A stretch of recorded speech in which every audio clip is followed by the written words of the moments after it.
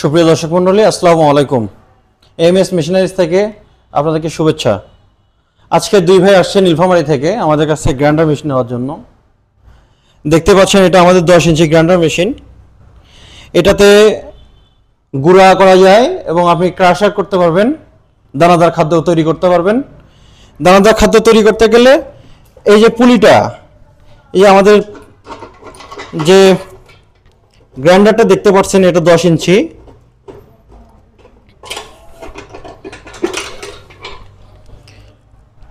এই 10 inch grinder দেখতে পাচ্ছেন। এই গ্রাইন্ডারের বিশেষত্ব হচ্ছে এই যে ভিতরের গ্রাইন্ডারটা, এই যে লোহা, এটা যদি ক্ষয় যায় তাহলে এটা চেঞ্জ করে আবার উল্টা পাশে দিলে এটা একটা দুইবার ইউজ করা যায়।